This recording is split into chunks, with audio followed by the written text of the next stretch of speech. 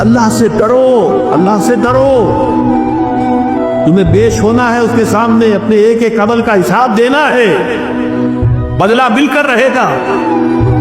اس کی ترتیب، اس کی ترتیب تقویٰ ہی ہے در حقیقت کے جو ہمیں دوست رکھ سکتا ہے ہمارے اعمال۔ اگر یہ احساس ہے تو پھونک پھونک کر قدم رکھیں گے کہ کہیں کوئی غلط کاموں سے نہ ہو جائے، اور تقویٰ ہی کی بنیاد پر خاندان کی تعمیر ہو۔ نکاح میں اس لیے یہ آیتیں لکھی جیسے سورہ توبہ میں فرمایا لمسجد اسس علی التقوی من اول یوم، وہ مسجد قباء جس کی پہلے دن سے تعمیر اور تاسیس تقویٰ پر ہوئی، اسی طرح جس نکاح کی تاسیس اور تعمیر تقویٰ پر ہوئی۔ اہل ایمان اللہ کا تقویٰ اختیار کرو جتنا کہ اس کے تقویٰ کا حق ہے، اور دیکھنا موت نہ آنے پائے مگر فرما برداری کی حالت میں،